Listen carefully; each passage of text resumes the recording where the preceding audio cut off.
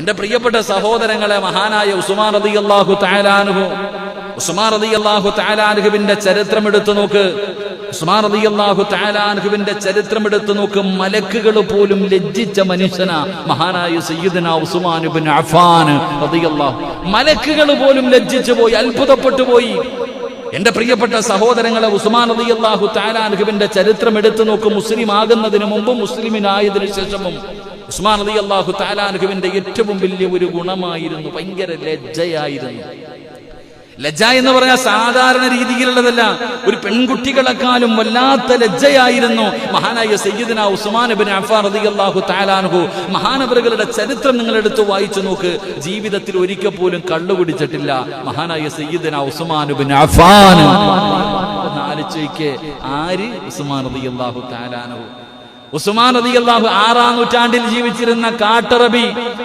വാപ്പമാര് മക്കളോട് വസിയത്ത് ചെയ്യുമായിരുന്നു, ഞാൻ മരിച്ചുപോയാൽ എന്നെ എവിടെ കബറടക്കണം?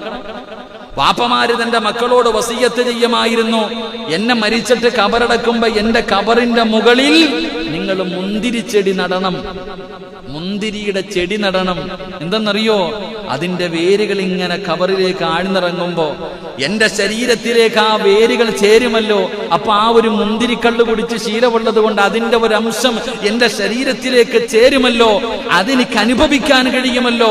അതുകൊണ്ട് ഞാൻ മരിച്ചു കഴിഞ്ഞാൽ എന്റെ കബറടക്കുന്ന സമയത്ത് എന്റെ കബറിന്റെ മുകളിൽ മുന്തിരിച്ചെടി നടണേ എന്ന് പറഞ്ഞ 6-ാം നൂറ്റാണ്ടിലെ കാട്ടറബികൾ, കള്ളിനും പെണ്ണിനും വേണ്ടി ഡാർക്ക് ഏജ് എന്ന് ഇരുണ്ട യുഗമെന്ന് വിശേഷിപ്പിക്കുന്ന ആ കാലഘട്ടത്തിൽ ജീവിച്ചിരുന്ന മഹാനായ സയ്യിദുനാ ഉസ്മാൻ ഇബ്നു അഫ്ഫാൻ റളിയല്ലാഹു തആല അൻഹുവിന്റെ ചരിത്രം വല്ലാത്ത ചരിത്രമാണ്.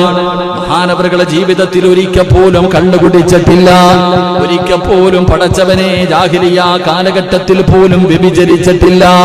മഹാനായ ഉസ്മാൻ റളിയല്ലാഹു തആല അൻഹുവിന്റെ ജീവിതം വല്ലാത്ത ജീവിതമാണ്.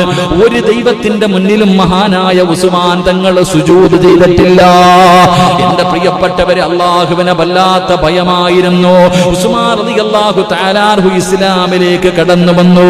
തന്റെ ശരീരം പടച്ചവനെ 4-മനായിട്ട് മുത്തുനബിയുടെ മുന്നിൽ വന്ന് ഷഹാദത്ത് കലിമ പറഞ്ഞ മുസ്ലിമായി ഉസ്മാൻ റളിയല്ലാഹു തആല അൻഹു അല്ലാഹുവിന്റെ പ്രവാചകന്റെ കയ്യിൽ പിടിച്ചു മുസാഫഹത്ത് ചെയ്തു.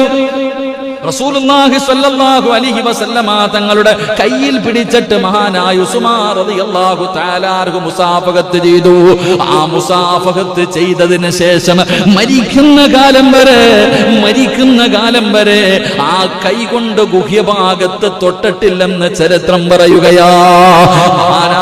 മഹാനായ ഉസ്മാൻ റളിയല്ലാഹു തആല അൻഹു അല്ലാഹുവിന്റെ പ്രവാചകൻ സ്വല്ലല്ലാഹു അലൈഹി വസല്ലമ തങ്ങളുടെ ശറഫാക്കപ്പെട്ട അവിടുത്തെ കയ്യിൽ തൊട്ടതിന്റെ പേരിൽ പിന്നെ ആ കൈ കൊണ്ട് സ്വന്തം മുഖ്യഭാഗത്ത് പോലും തൊട്ടിട്ടില്ല എന്ന് ചരിത്രം പറയുകയാ.